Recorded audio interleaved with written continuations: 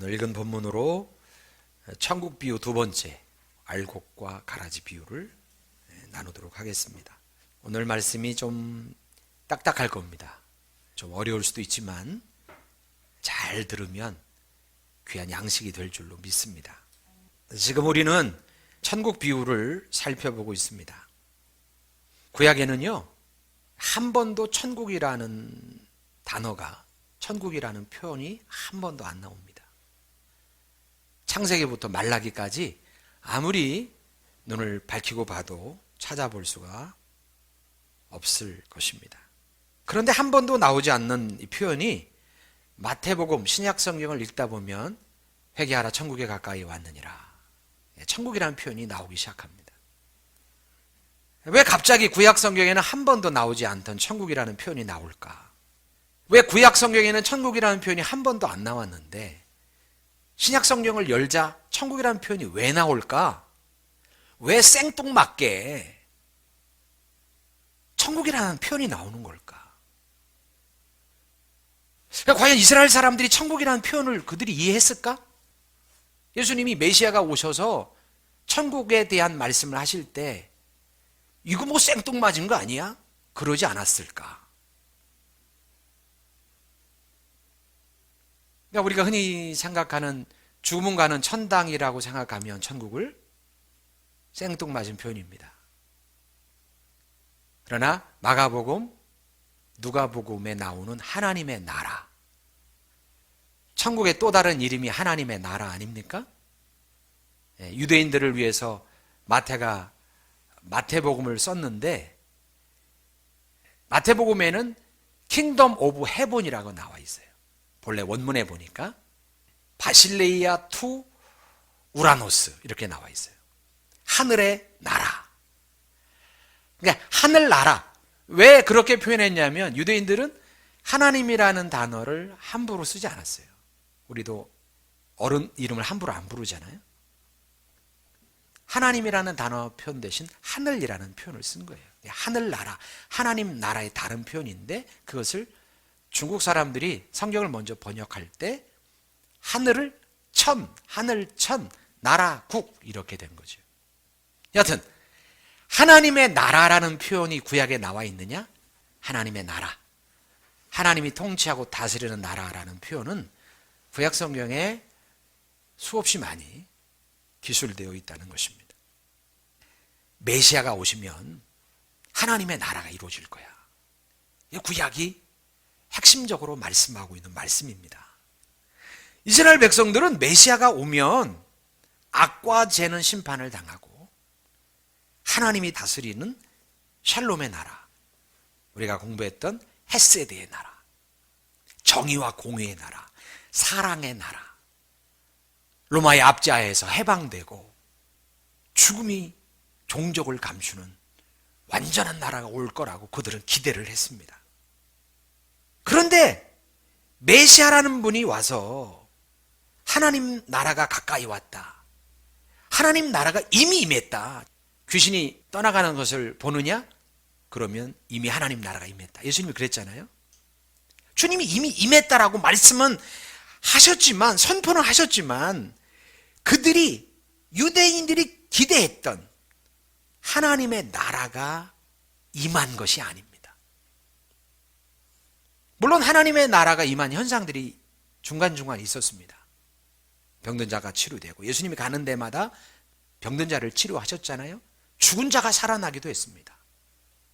야이로의 딸이, 나사로가, 과부의 아들이 죽음을 떨치고 일어나는 역사도 있었습니다. 이런 역사들이 하나님의 나라가 임한 현상 중에 하나들이지만, 그러나 하나님의 나라가 지역적으로, 한시적으로 예수님이 있는 곳 일부에 하나님의 나라가 임했을 뿐이지, 전 우주적으로 구약이 얘기하는 하나님의 나라는 전 우주적인 하나님의 나라의 임재거든요. 완전한 하나님의 나라의 임재를 구약 성경은 그렇게 기대하고 소망하고 그 메시아의 왕국, 메시아의 나라를 기대했는데 예수님이 이 땅에 오셔서 하나님의 나라가 임했다고 말씀하시면서 보여주신 하나님의 나라는 지역적이고 한시적이고 너무나 소극적인 모습이었기 때문에 유대인들은 예수님을 메시아로 인정도 하지 않았던 것이고 예수님이 전하는 하나님의 나라를 하나님의 나라라고 말하지 않았던 겁니다. 심지어 예수님이 십자가에 힘없이 돌아가시는 것을 보면서 가짜라고 예수님을 여겼던 겁니다. 그가 부활 이후에 그들의 관심은 새롭게 바뀌었지만 예수님의 하나님의 나라를 그들은 받아들이지 않았던 겁니다. 여러분, 그런데 그들이 이해하지 못했던 겁니다. 그들이 오해한 겁니다. 유대인들은 한 번에 온전히 하나님의 나라가 이 땅에 도래할 것이라고 기대했습니다. 한 번에, 단 한 번에 모든 것이 전복되고 모든 것이 심판을 받고, 그래서 온전한 하나님의 나라, 죄도 없고 악도 없고 죽음도 없고 그 완벽한 하나님의 나라가 이 땅에 도래한다라고 그들은 생각했지만 예수님이 얘기하는 하나님의 나라는 그 나라가 아닌 겁니다. 예수님이 말씀하신 하나님의 나라는 유대인들이 생각했던, 구약의 선지자들이 생각했던 하나님의 나라랑 다른 이야기를 하는 거예요. 물론 구약의 선지자들이 하나님의 나라를 완전히 이해하지 못했다 이렇게 볼 수는 없지만 그들이 하나님의 나라의 비밀을 온전히 깨닫지 못했던 것 같아요.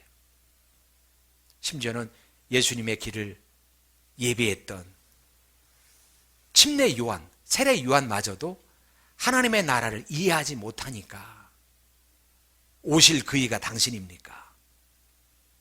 당신이 메시아 맞습니까? 당신이 메시아면 전복이 일어나고 완전한 하나님의 나라가 임해야 되는데 내가 당신 하는 걸 보니까 비슷한 형태는 있지만 우리가 기대한 메시아 왕국, 하나님의 왕국은 아닌 것 같습니다. 의구심을 갖고 제자들을 예수님께 보내서 질문을 하는 겁니다. 하나님의 나라를 이해하지 못했던 거죠. 그 예수님이 이야기하는 하나님의 나라는 이미와 아직의 하나님의 나라예요. 따라합니다. 이미와 아직의 하나님의 나라. 시간 개념이 있는 거예요. 너무 중요한 거예요. 시간 개념이 있는 하나님의 나라예요. 유대인들은 그냥 한순간에 하나님의 나라가 임할 거라고 생각했지만 예수님은 한순간에 임하는 게 아니라 하나님의 나라는 임했고 임하고 있고 임할 것이다. 시간선상에서 하나님의 나라를 얘기해요. 하나님의 나라의 현재성을 얘기해요. 하나님의 나라는 이미 시작됐어. 지금 하나님의 나라가 너희에게 임한 거야. 이미 하나님 나라가 우리 가운데 임했다고 말하는 거예요. 그리고 하나님 나라의 완성은 주님이 다시 재림할 때, 심판의 때에 하나님의 나라가 온전히 이 땅 가운데 이루어질 거라고 주님은 말씀하고 있는 거예요. 그것을 this age와 the age to come이라는 말로 지 레드라는 신학자가 설명을 했습니다. 그러니까 this age, 지금 시대가 있다는 거예요. 지금 시대, 현 시대가 하나님의 나라가 임한 시대라는 거예요. 지금 this age 하나님의 나라가 임했다니까요. 예수님이 오시자 하나님의 나라가 임한 거예요. 그러나 완성되지는 않은 거예요. 하나님의 나라가 유보된 거예요. 완성될 그 나라는 아직 멀었다고. 예수님 오신 이후에 2000년이 넘었잖아요. 지금이 2020년이잖아요. 그러니까 2020년이 지난 거예요. 하나님의 나라가 시작됐는데 지금 완성의 날까지는 유보된 거라고요. 2020년이 유보되고 있다고요. 아직 하나님 나라의 완성이 안 된 거예요. 그 이야기가 지난주에 했던 씨 뿌리는 비유고 오늘 이야기하는 가라지 비유예요. 아니, 예수님이 말하는 하나님 나라가 임했다는데 왜 세상은 이 꼴이야? 왜 여전히 죄도 악도 여전히 고통도 슬픔도 죄악이 왜 세상에 창일하냐 말이에요. 그러니까 유대인들이 이해를 못한 거예요. 우리도 그렇잖아요. 왜 하나님 나라가 임한 게 뭐야 이게? 숱한 문제와 아픔과 슬픔과 고통이 여전히 세상 가운데 있잖아요. 하나님의 복음이 마음밭에 뿌려지는데 길가밭에 뿌려졌잖아요. 어떻게 됐어요? 새가 와서 쪼아먹었지요. 마귀가, 새는 성경에 예수님이 비유를 풀이하실 때 마귀가 와서 말씀의 씨앗을 빼앗아갔다. 아니 어떻게 전능한 하나님 말씀이 빼앗기냐 말이에요.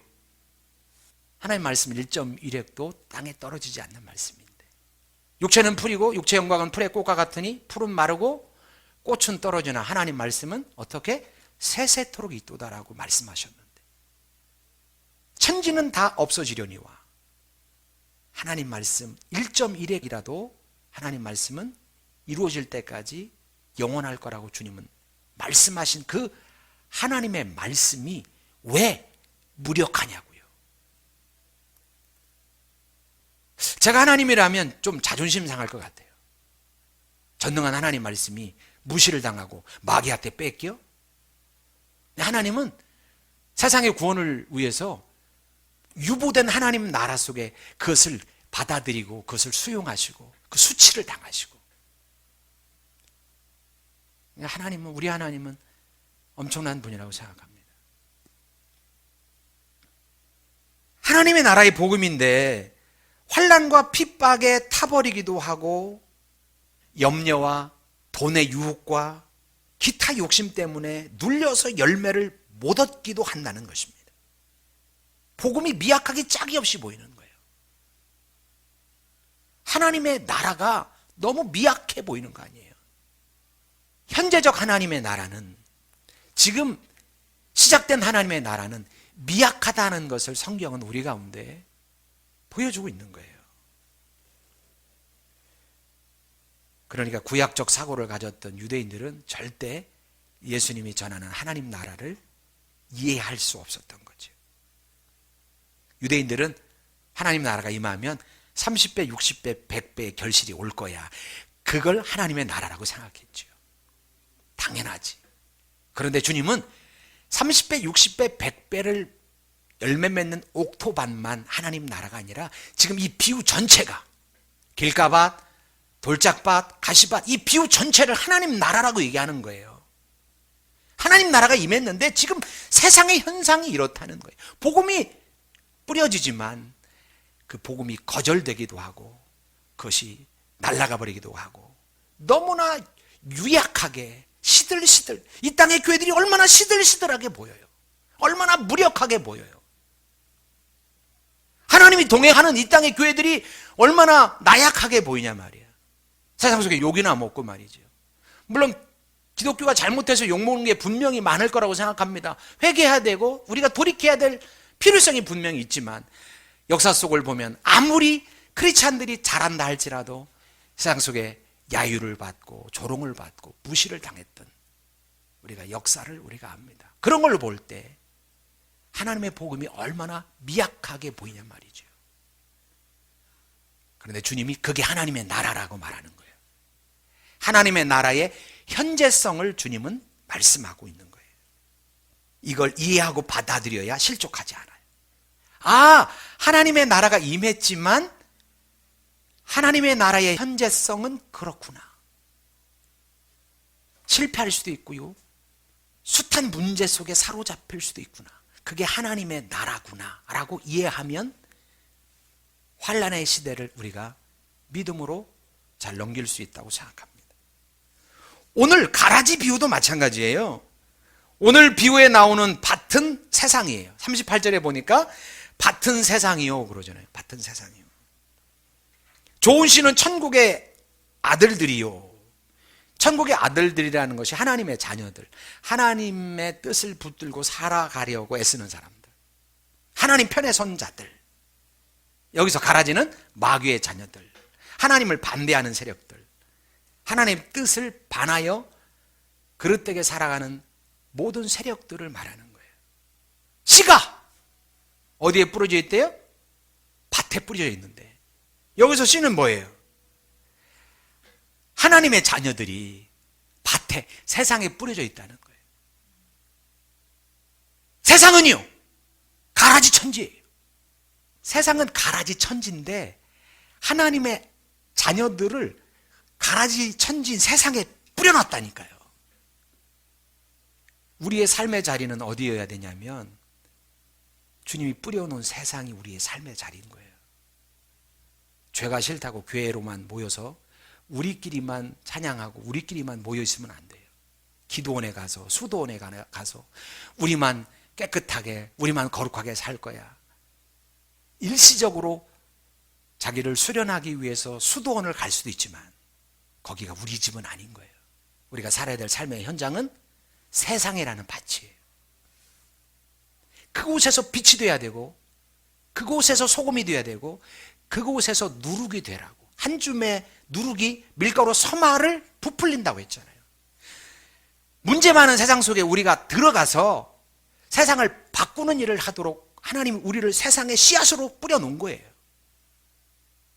세상을 대하는 자세가 리차드 니보라는 분이 그리스도의 문화라는 책을 썼는데 거기에 보면 세상을 대하는 자세들이 여러 개가 나오는데 크게 자세를 세 가지로 분류해서 얘기하면 영어로 말하면 out of the world예요. out of the world. 그러니까 세상 밖으로 가는 그런 사고를 갖고 있는 사람이 있어요.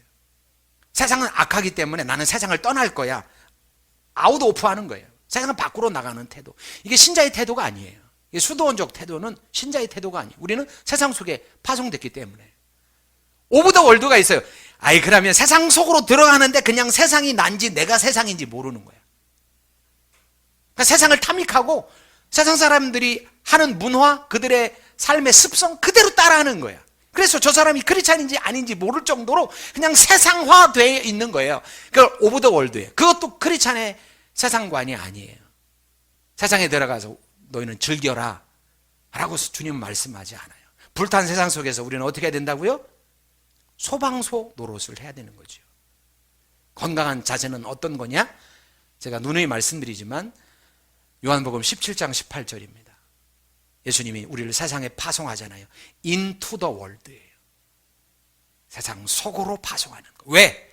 세상을 변혁시키려고. 누룩으로, 소금으로, 빛으로 세상 속에 들어가 변혁의 주체가 되라고 우리를 세상 속으로 주님은 뿌려놨다는 거예요. 이게 오늘 본문 비유예요.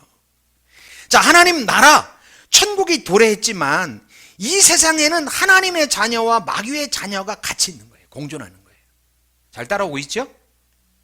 그냥 가라지도 있고 알곡도 있는 거예요. 우리가 하나님 나라 백성이고 하나님 나라가 이루어졌는데 우리가 세상 속에 살고 있는데 지금 하나님 나라 백성이 세상 속에 살고 있는 현실을 말하는 거예요. 세상은 악과 죄가 공존한다는 거예요. 악과 죄가 공존하는 거예요. 뒤섞여 있어요. 악이 버젓이 존속한다는 거예요. 제거되지 않아요. 하나님이 이 악을 지금 제거하지 않아요. 종들이 와서 주인한테 물어요. 주인님, 분명히 좋은 씨앗을 뿌리지 않았습니까? 알곡을 뿌렸는데 가라지가 났습니다. 우리가 뽑아버릴까요? 아니야. 두거라. 뽑다가 알곡까지 뽑힐까 하노라. 가라지의 특성이요, 뿌리가, 잡초들은 뿌리가 강하거든요. 그래서 알곡과 가라지 뿌리가 같이 엉켜 있으니까 가라지를 뽑아 내려다 보면 알곡까지 상하게 된다는 거예요. 내버려둬라. 세상 끝날까지 내버려둬라. 이게 하나님의 뜻인 거예요. 심판의 날까지 악은 존속할 거예요. 추수 때까지 가라지를 내버려둬라. 그걸 존재케 한다는 거예요. 그러니까 세상 마지막까지 악과 죄는 존재하는 거예요. 세상 속에 악이 왜 이렇게 많냐고 우리가 반문할 수 있어요. 왜 코로나19라는 사태가 벌어지냐고요. 앞으로는 이런 일이 더 많이 생길지도 모르겠어요. 더 심한 문제가 야기될지 모르겠어요. 아마 그럴 것 같아요. 주님은 말씀하는 거예요. 얘들아, 놀래지 말거라. 추수 때까지는, 심판 때까지는 가라지가 있을 거야. 악과 죄, 불의도 함께 존재할 거야. 구약적 메시아관, 하나님 나라의 도래의 관점으로 볼 때 절대 이해가 안 되는 거예요, 이게. 그러니까 유대인들이 예수의 메시아성을 이해하지 않은 거예요. 예수님이 하나님 나라의 복음을 전해도 그들이 거부한 거예요. 세례 요한이 오실 그이가 당신입니까? 실족하여 실망하여 주님 앞에 질문하는 거예요. 당신이 맞긴 합니까? 내가 엉뚱한 메시아를 메시아로 알고 있는 건 아닙니까? 주님 말씀하는 건, 야, 병든 자가 치료되고 죽은 자가 살아나고 억눌린 자가 치료되는 것을 보느냐. 구약이 말한 그 메시아가 바로 나야. 그러나 하나님의 나라는 현재성이 있고 미래성이 있단다. 주님은 그렇게 말씀하는 거예요. 여러분, 어찌 보면 구약의 선지자들도 그리고 세례 요한, 침례 요한도 이해하지 못했던 그 비밀을 우리는 지금 깨닫고 있는 거예요. 이 땅의 악은 마지막 때까지 존재하겠구나. 그걸 우리가 기억하면 실족하지 않을 일이 많아질 거예요. 아하, 악은 주님의 심판의 날까지 존재하겠구나. 이걸 모르면 문제 가운데 낙심하고 좌절하여 전의를 상실할 거예요. 세상의 악을 보면서 계란으로 바위치기구나. 교회가 복음이 세상 속에서 너무 유약한 것 같아 낙심할 거예요. 아는 목사님들이 모이면 한국교회가 왜 이렇게 힘이 없는지 모르겠어. 하나님의 복음은 능력이 있는데 왜 복음의 능력이 드러나지 않는지 모르겠어.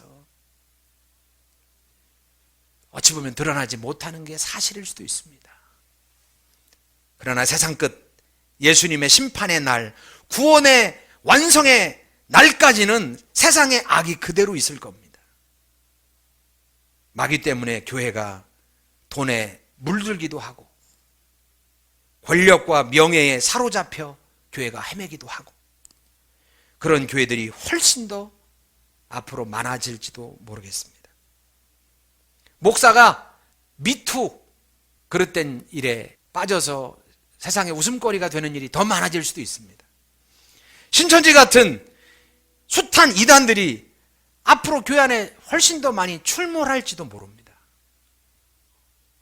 완성의 날이 되기 전까지는 얼마든지 그런 일이 있다라고 주님은 비유로 우리 가운데 알려주면서 얘들아 갈아지는 세상에 있는 거야. 실족하지 말라고 주님은 우리 가운데 말씀하세요. 그러나 마지막 날에 천사가 와서 알곡은 곳간에 갈아지는 어디에? 불못에 던져 넣을 거예요. 할렐루야! 그때 믿음의 선한 싸움을 싸운 사람들은 주님 앞에 칭찬과 보상을 받고 그러지 않은 자들은 심판받을 거예요. 그게 38절이에요. 오늘 본문 38절 볼게요. 38절 밭은 세상이요 좋은 씨는 천국의 아들들이요 가라지는 악한 자의 아들들이요 가라지를 뿌린 원수는 마귀요 추수 때는 세상 끝이요 추수꾼은 천사들이니 그런즉 가라지를 거두어 불에 사르는 것 같이 세상 끝에도 그리하리라. 그러니까 세상 끝에 가라지를 사르듯 하나님은 악을 심판한다는 거예요. 41절 인자가 그 천사들을 보내리니 그들이 그 나라에서 모든 넘어지게 하는 것과 또 불법을 행하는 자들을 거두어내어 풀무불에 던져 넣으리니 거기서 울며 이를 갈게 되리라. 마지막 절 그때의 의인들은 같이 읽을까요? 시작. 그때의 의인들은 자기 아버지 나라에서 해와 같이 빛나리라. 귀 있는 자는 들으라. 못 듣는 사람 못 듣는 거고 우리는 듣는 거예요. 어떻게 된다는 거예요? 의인들, 믿음의 선한 싸움을 살아간 사람들, 하나님의 백성들은 어떻게 되는데요? 자기 아버지의 나라 천국에서 해와 같이 빛나리라. 칭찬과 보상을 받는 거예요. 주님은 모든 악과 죄를 종국에 심판하신다고 말씀하는 겁니다. 이게 우리의 꿈이고 비전입니다. 그걸 계시록은 뭐라고 한다고 했습니까? 계시록 18장에 보면 바벨론 음녀가 소가 끄는 연자맷돌에 몸이 묶여서 깊은 바닷속에 빠뜨려진 것 같다라고 성경은 말씀하고 있습니다. 종국의 악이, 죄가 하나님을 반대하는 모든 가치와 사상이 마치 연자맷돌에 묶여서 깊은 바다에 빠진 것처럼 다시는 보이지도 들리지도 비춰지지도 않을 거라고. 몇 번 말했다고요? 7번. 완벽하게 심판받을 거라고 주님은 우리 가운데 힘주어 강력하게 말씀하고 있는 것입니다. 왜 그래요? 그게 하나님이 기뻐하는 창조의 세계의 본래성이 아니기 때문에 그렇습니다. 왜곡되고 타락된 모습이기 때문에 종국의 회복의 날에 하나님은 그것을 심판하는 겁니다. 정화시키는 겁니다. 이게 하나님의 나라의 미래입니다. 하나님의 나라의 현재는요, 악이 여전히 있다는 거예요. 악이. 고통이 있다는 거예요. 아무리 우리가 애쓰고 수고해도 핍박도 있고 환난도 있다는 거예요. 여기는 돈의 염려와 기타 욕심과 재리의 유혹 때문에 여러 가지 환난 속에서 이 땅을 살아갈 수밖에 없다는 거예요. 그러나 하나님의 나라의 미래성은 모든 게 회복되고 종지부를 찍게 될 거라, 그렇게 말하는 겁니다. 이걸 모르면 늘 헤맬 겁니다. 낙심할 겁니다. 시험이 찾아올 것이고 실족할 겁니다. 우리는 주님이 오시기 전까지 숱한 문제와 갈등 속을 살 겁니다. 시험은, 어려움은 계속될 겁니다. 그게 당연한 것이라고 주님은 하나님 나라 복음을 얘기하면서 말씀합니다. 당연한 거야. 뚫고 살아가야 됩니다. 우리는 뚫고 살아가야 됩니다. 믿음을 가지고 뚫고 기도하며 살아가야 됩니다. 그게 요한계시록에서 말씀하는 겁니다. 그게 요한계시록에서. 요한계시록 13장 10절 같이 한번 찾아보겠습니다. 요한계시록 13장 10절. 요한계시록 13장 10절. 자, 오늘 이야기가 좀 생소하고 어려울 수도 있습니다. 제가 종종 말해왔지만 이해가 안 되는 부분이 분명히 있을 겁니다. 자세하게 앞으로 설명을 해드리도록 하겠습니다. 하나님의 나라의 본질, 하나님의 나라의 현재성. 이 현재성을 모르면 우리가 너무 실족할 일이 많고 혼란할 일이 많을 겁니다. 자, 여하튼 우리가 이 환난의 시기를 어떻게 살아야 되느냐. 13장 10절 같이 읽습니다. 시작. 사로잡는 자는 사로잡힐 것이요 칼에 죽이는 자는 자기도 마땅히 칼에 죽으리니 성도들의 인내와 믿음이 여기 있느니라. 여기서 칼에 죽는다는 것은 해석이 여러 가지가 나올 수 있지만 문맥적으로 보면 순교한다는 겁니다. 신자가 순교하게 될 것이다. 숱한 핍박을 받게 될 것이다. 믿음으로 살아도, 하나님의 백성으로 살아도 순교가 있는 것이고 환난이 있다는 거예요. 그러면 낙심하고 좌절하고 살아야 되느냐? 그러지 말고 어떻게 하라는 거예요? 기도하고 주님의 재림의 날, 완성의 날을 기대하면서. 지금은 환난이 있을 수밖에 없어. 가라지가 왕성한 세상에 뿌려진 거야. 우리가 그 세상 속에서 너희는 낙심하지 말고 신자의 정체성을 가지고 인내하며 믿음을 가지고 끝까지 견디어 열매 맺어라. 너는 세상 속에 파송되었기에 소금과 빛의 역할을 너희가 정체성으로 인식하고 누룩의 정체성을 가지고 낙심하지 말고, 세상이 어둡고 세상이 썩어가고 교회도 썩어가는 이 현실 속에서 낙심하지 말고 너희는 정체성을 인식하여 하나님 나라의 현재적인 하나님 나라는 그럴 수밖에 없다는 생각을 가지고 낙심하고 좌절하지 말고 싸워서 이기거라. 그날까지 인내하며 믿음을 가져라. 그렇게 되어 있죠. 칼에 죽으리니 성도들의 인내와 믿음이 여기 있느니라. 당연히 환난과 핍박과 슬픔과 아픔과 고통은 세상에 있다는 거예요. 왜? 하나님 나라가 온전히 임하지 않았기 때문에.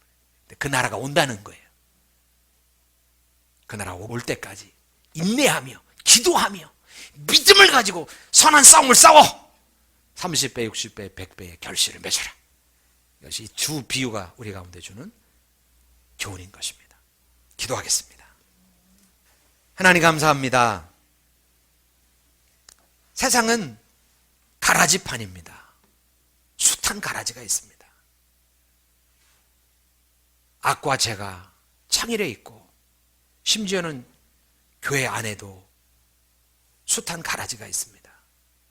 가라지를 볼 때 우리는 낙심이 되고 좌절이 되고 절망이 되고 이게 뭔가 싶은 생각이 들 때가 있지만, 그러나 주님은 말씀합니다. 그게 하나님의 나라의 현재성이란다. 그럴 수 있단다.